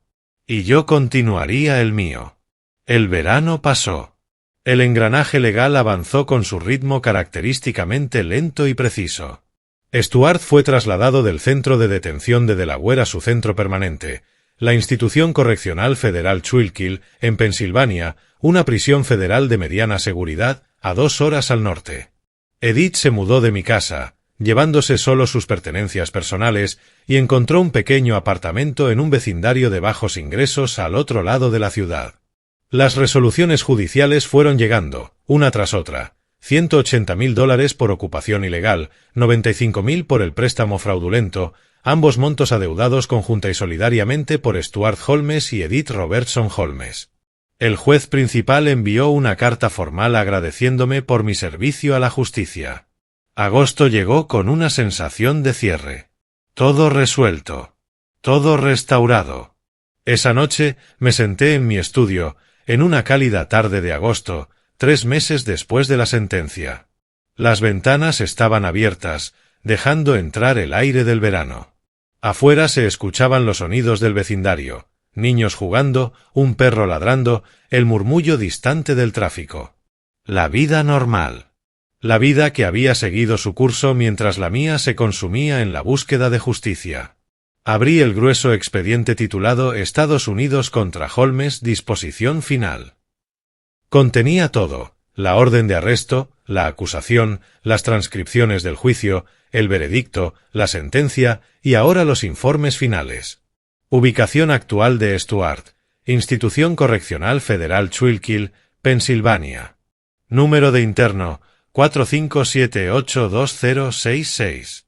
Centro de Seguridad Media. Condenado a 13 años. Elegible para liberación anticipada después de 11, por buena conducta y finalización de programas penitenciarios. Fecha estimada de salida: marzo de 2036. Tendría 71 años. El informe carcelario indicaba que Stuart había sido clasificado como delincuente de cuello blanco y asignado a trabajar en la biblioteca de la prisión, ganando 12 centavos por hora. El 25% de esos ingresos se destinaba automáticamente a la restitución de las víctimas. A ese ritmo, pagaría quizá $2.000 durante toda su condena. Menos del 1% de lo que debía. El informe de Edith era más detallado. Dirección actual: 412 Market Street, apartamento 2B, Wilmington. Un edificio que conocía bien. Construcción antigua, alquiler bajo, el tipo de lugar donde la gente termina cuando ya no tiene opciones. Empleo actual: cajera en el supermercado Superfresh, en Concord Pike. Salario: $22 por hora, alrededor de $40.000 al año antes de impuestos. Su historial criminal le impedía ejercer su carrera. Su título en contabilidad, sus años de experiencia, ahora no valían nada. El informe de libertad condicional mostraba cumplimiento total. Asistía a todas sus reuniones, completaba sus horas de servicio comunitario en un refugio para personas sin hogar, pagaba mensualmente $500 en restitución y 800 más embargados por las sentencias civiles. Gastos mínimos. Sin lujos. Sin extras. Modo supervivencia. Las sentencias estaban registradas como gravámenes públicos: $180.000 más $95.000. $275.000 adeudados a mí personalmente. Más las multas penales de Stuart, $500.000, su restitución a otras víctimas, $3.200.000, y los $50.000 de Edith al Fondo Federal de Víctimas. Deuda total entre ambos, casi $4 millones. Nunca los pagarían. No de manera significativa. Stuart saldría de prisión a los 71 años sin nada. Edith pasaría décadas pagando pequeñas sumas mensuales, sin reducir realmente su deuda. Las sentencias los acompañarían hasta la muerte. Pero yo no necesitaba el dinero. Necesitaba el registro. El registro permanente e imborrable de que robaron, fueron descubiertos, castigados y que ahora cargaban una deuda que nunca podrían saldar por completo. Ese registro existía. Para siempre. El siguiente documento del expediente era más personal: una carta en papel grueso, con el membrete del Tribunal Superior de Delaware y la firma del juez principal, Morrison. Estimado juez Robertson, le escribo para expresar formalmente la gratitud del tribunal por su excepcional servicio en el caso Estados Unidos contra Holmes. Su manejo de este asunto extraordinariamente delicado, presidiendo el juicio de su propio yerno, ejemplifica los más altos estándares de conducta judicial. Su imparcialidad nunca vaciló pese a las circunstancias personales. Sus resoluciones fueron sólidas, correctas y más allá de cualquier reproche. La defensa no encontró base para apelación, pese a sus esfuerzos. Este caso será, sin duda, estudiado en las facultades de Derecho como ejemplo de integridad profesional bajo la presión personal más extrema. El tribunal se honra de haber contado con su servicio. Dejé la carta a un lado con cuidado. Algún día la enmarcaría. No por vanidad, sino como recordatorio de que la justicia puede ser personal y aún así justa. Que la equidad puede mantenerse incluso cuando se trata de la familia. 3 días después de recibir esa carta, sonó mi teléfono. Era la decana Patricia Chen, de la Facultad de Derecho de Delaware. Juez Robertson, queremos ofrecerle un puesto como profesor visitante. Un curso sobre ética judicial e imparcialidad. El caso Holmes servirá como estudio principal. Acepté de inmediato. ¿Cuándo comenzará el semestre? Pregunté. En enero. Así tendrá tiempo para preparar el plan de estudios, respondió la decana. Un propósito más allá del retiro. No solo venganza satisfecha, sino un futuro construido. Enseñar a la próxima generación. Asegurar que las lecciones aprendidas durante 3 décadas en el estrado y 7 meses de batalla personal no se perdieran. Volví a los documentos financieros esparcidos sobre mi escritorio. Las sentencias civiles eran completas, ambas resueltas a mi favor. Mi abogado había manejado todo con eficiencia, apenas necesité presentarme. La casa seguía segura. El fideicomiso irrevocable que había establecido en marzo permanecía intacto e inalcanzable, valorado ahora en $850.000, protegido absolutamente. A mi muerte, pasaría a la Fundación Comunitaria de Delaware, financiando becas para estudiantes de bajos recursos que quisieran estudiar Derecho. Mi pensión seguía intacta. Mis inversiones, intocadas. Todo lo que Stuart y Edith habían intentado arrebatarme seguía siendo mío. No venganza, sino restitución. No represalia, sino justicia. Mientras revisaba los documentos, llegó el correo de la tarde. Un sobre llamó mi atención, la letra, inconfundiblemente de Edith. Lo dejé sobre el escritorio durante 1 hora antes de abrirlo. 4 páginas escritas a mano. Su caligrafía seguía siendo ordenada, pese a la emoción evidente detrás de las palabras. Manchas de tinta donde las lágrimas habían caído. Padre. Te escribo porque necesito que sepas que entiendo. No solo lo que pasó, sino por qué pasó. La planificación, la paciencia, la ejecución perfecta de la justicia mediante la ley. Tú me enseñaste a valorar la justicia cuando era niña. Olvidé esas lecciones. Dejé que el amor, o lo que creí que era amor, me cegara ante lo correcto y lo incorrecto. Elegí a Stuart por encima de ti, por encima de la integridad, por encima de la verdad. Guardé silencio cuando él te humilló. Sabía del lavado de dinero y me convencí de que no era asunto mío. Firmé documentos que sabía que eran dudosos. Lo que ocurrió en esa sala de justicia no fue venganza. Fue consecuencia. Consecuencia merecida. No destruiste mi vida. La destruí yo misma, una decisión a la vez. No pido perdón. No lo merezco.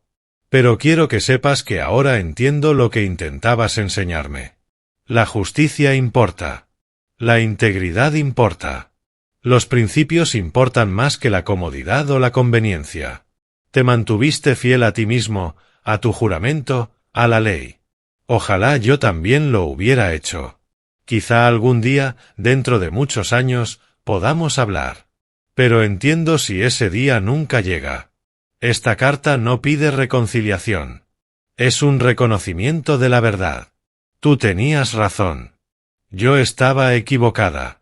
La justicia prevaleció, como debía hacerlo. Tu hija, Edith. Leí la carta 2 veces. Luego permanecí en silencio, sosteniendo las páginas entre las manos. Sentí algo. No perdón, eso era demasiado pronto, demasiado lejano, pero sí algo más suave que la fría furia que me había sostenido hasta entonces. Quizás reconocimiento. Quizás comprensión de que mi hija, al fin, había aprendido. Consideré responderle.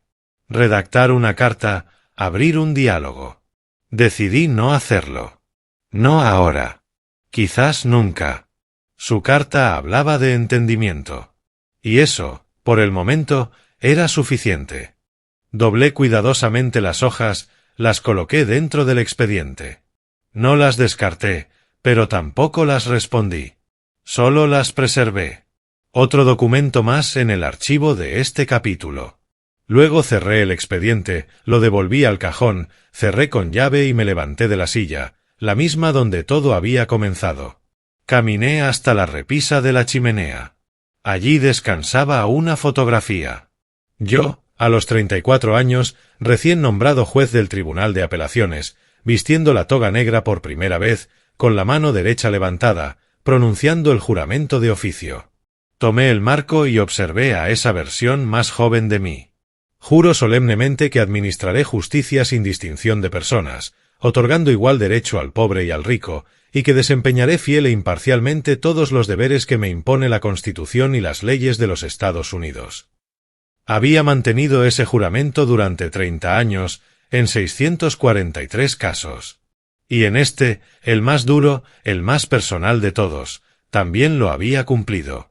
Seguí siendo fiel, dije en voz baja, mirando la foto. Fiel a mí mismo, fiel al juramento que ambos hicimos. Seguí siendo fiel. Dejé el retrato nuevamente sobre la repisa, exactamente en su lugar habitual. Caminé hacia la puerta de la terraza, la abrí y salí al atardecer de agosto. El sol se hundía sobre Wilmington. Una luz ámbar se extendía sobre el río Delaware a lo lejos. La ciudad a la que había servido durante 3 décadas brillaba bajo la última luz del día. Los edificios iluminados desde dentro. Los autos circulando por las calles. La gente viviendo sus vidas. Me apoyé en la barandilla, respiré el aire cálido, sentí la brisa en el rostro. Estaba solo en esa casa. Ya no quedaba familia bajo su techo. Sin esposa, había muerto hace 12 años. Sin hija. Sin yerno. Solo yo. Pero no me sentía solo. Ni disminuido. Ni derrotado. Había protegido lo que era mío. La casa seguía segura en su fideicomiso. Mi reputación, intacta. Mi integridad, intacta. Había restaurado lo que se había intentado arrebatarme. El dinero sería devuelto, tarde o temprano. El registro existía. Las sentencias estaban inscritas. Había impartido justicia por los canales correctos. No venganza, no violencia, sino justicia. Justicia metódica, legal, inevitable. Usando el mismo sistema que había servido toda mi vida, Stuart pasaría entre 11 y 13 años en prisión federal. Saldría de allí como un hombre viejo, vacío, sin nada. Edith pasaría años reconstruyéndose desde la nada, pagando sus deudas, viviendo con las consecuencias, quizá aprendiendo finalmente las lecciones que intenté enseñarle. Y yo seguiría adelante, enseñando, escribiendo, viviendo en la casa que había protegido, encontrando satisfacción no en su sufrimiento, sino en el conocimiento de que la justicia se había cumplido completa, correcta y perfectamente, conforme a la ley y al principio. Nunca fui una víctima. No lo era entonces, ni lo soy ahora. Soy un juez, dentro del tribunal y en la vida, evaluando pruebas, calculando consecuencias, dictando veredictos. El atardecer se profundizó. El naranja se volvió rojo. El rojo se desvaneció en púrpura. Las primeras estrellas aparecieron en el cielo oscuro. Permanecí de pie, observando la transición. Del día a la noche. De un capítulo que se cerraba, a otro que estaba por comenzar. La justicia había prevalecido. Como siempre debe hacerlo. Como siempre lo hará, cuando alguien tenga la paciencia, el conocimiento y la determinación inquebrantable de llevarla hasta el final. La brisa cambió, más fresca ahora. Me giré hacia la casa. Mi casa, segura y protegida. Entré, cerré la puerta de la terraza y la aseguré. Mañana traería nuevos desafíos, un plan de estudios que preparar, estudiantes a quienes enseñar, un futuro que construir. Pero esa noche descansaría. Satisfecho. Completo. En paz. La venganza había terminado. La justicia había sido servida. Y yo había permanecido fiel. Si te gustó esta historia, dale me gusta a este vídeo, suscríbete al canal y comparte tus impresiones en los comentarios. Para escuchar la siguiente historia, haz clic en el recuadro de la izquierda. Gracias por ver.